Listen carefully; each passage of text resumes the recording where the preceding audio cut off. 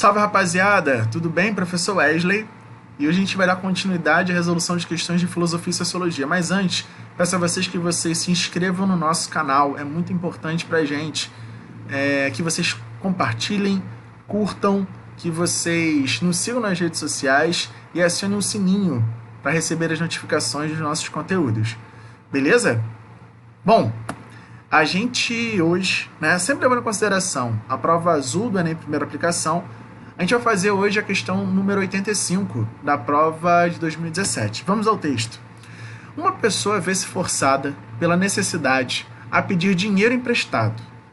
Sabe muito bem que não poderá pagar, mas vê também que não lhe emprestarão nada se não prometer firmemente pagar em prazo determinado. Sente a tentação de fazer a promessa, mas tem ainda a consciência bastante para perguntar a si mesma: não é proibido, e contrário ao dever, livrar-se de apuros desta maneira? Admitindo que se decida a fazê-lo, a sua máxima de ação seria: quando julgo estar em apuros de dinheiro, vou pedi-lo emprestado e prometo pagá-lo, embora saiba que tal nunca sucederá. Esse texto é do Kant, um autor muito importante para muitos, o maior iluminista que a gente teve, E também para muitos é o autor que vai chegar ao ápice da filosofia moderna, da modernidade. Bom, o Kant apareceu 2 vezes para a gente, das 24 questões de filosofia das últimas 5 provas de primeira aplicação do Enem, correspondendo aí a 8,3% desse total. Beleza? Bom, está falando de ética, está falando de ação, está falando aí da filosofia prática, da filosofia moral. E a filosofia moral do Kant, a ética do Kant, é uma ética que a gente vai chamar do dever, Afinal, o Kant se pergunta, afinal de contas, o que é uma ação ética? O que é uma ação, portanto, livre, autônoma? Qual é o princípio da ação moral? Qual é o fundamento de uma ação para dizer que essa ação é livre, que essa ação é autêntica, que ela é válida, que ela é fundamentada?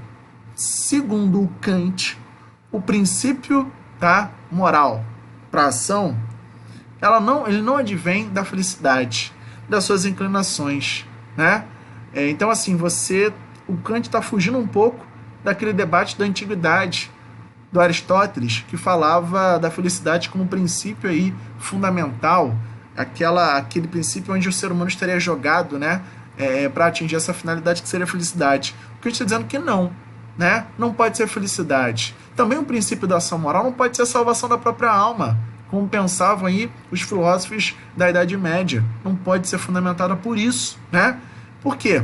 Porque, na verdade, o Kant quer uma ética do dever, que é uma filosofia moral pautada por aquilo que vem do interior da própria racionalidade, Você agir moralmente é você agir seguindo o dever, segundo o dever. Então, veja, não pode ser nem a busca da felicidade, não pode ser nem a busca da salvação da própria alma, e muito menos do prazer, como pensavam aí os filósofos utilitaristas, Então, veja, o princípio da ação moral não pode ser nem a felicidade, não pode ser nem a salvação da própria alma e nem exatamente o prazer, Segundo o Kant, você tem que agir segundo a boa vontade. A boa vontade, aí sim, é um fim em si mesmo. É aquilo que vem da própria racionalidade de maneira incondicionada, portanto livre. A ética do dever do Kant, a gente pode resumir ela no chamado imperativo categórico. O que é imperativo categórico para o Kant? É justamente aquilo que vem do interior da sua própria racionalidade. É a vontade boa que vem do interior da própria razão. O que você tem aí, professor, de critérios para que a gente consiga identificar uma ação como uma ação livre, uma ação moral segundo Kant, obedecendo aí o imperativo categórico, a ética do dever kantiana? 3, condições são fundamentais para que a ética do dever do Kant aconteça, segundo Kant aconteça. Primeira coisa fundamental é a autonomia da vontade. Foi aquilo que a gente falou, Você agir pelo dever. você agir não pensando nas consequências da ação. Por exemplo, o Kant fala de uma pessoa que vai cobrar um preço igual de uma criancinha quando ela vai na padaria comprar pão, é o mesmo preço que ele vai cobrar de um adulto. Se você está fazendo isso pensando nas consequências danosas, que você vai ser mal falado, porque você está cobrando um preço mais alto de uma criança indefesa, ingênua, você não está agindo moralmente não, né? Você está pensando nas consequências da ação, naquilo que pode queimar seu filme, né? No bairro, na região. Então isso não é uma ação moral para Kant, você está pensando nas consequências da ação, tá?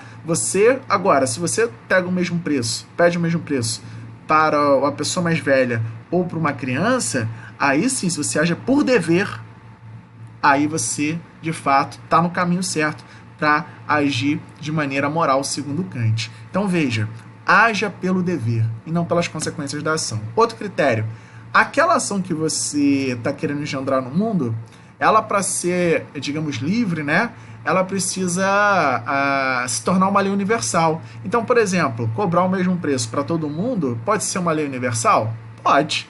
Tem nada na minha razão que impeça que eu tenha essa pretensão.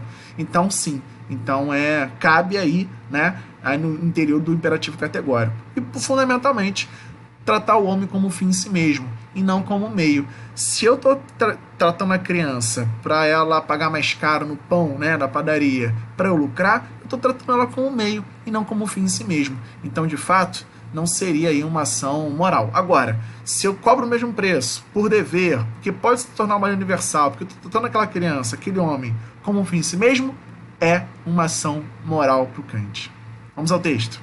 Uma pessoa vê-se forçada pela necessidade a pedir dinheiro emprestado. Sabe muito bem que não poderá pagar, mas vê também que não lhe emprestarão nada se não prometer firmemente pagar em prazo determinado. Sente a tentação de fazer a promessa, mas tem ainda consciência bastante para perguntar a si mesmo: não é proibido o contrário ao dever, livrar-se de apuros desta maneira? Admitindo que se decida a fazê-lo, a sua máxima de ação seria: quando julgo estar em apuros e dinheiro, vou pedir emprestado e prometo pagá-lo, embora saiba que tal nunca sucederá. De acordo com a moral kantiana, a falsa promessa de pagamento, que está no texto, representada no texto, assegura que a ação seja aceita por todos a partir da livre discussão participativa? Não, né? Você está mentindo ali para ganhar o dinheiro, nada de discussão participativa. B. Garante que os efeitos das ações não destruam a possibilidade da vida futura na Terra? Tem nada a ver. C. Opõe-se ao princípio de que toda ação do homem possa valer como norma universal. Mentir não pode ser norma universal.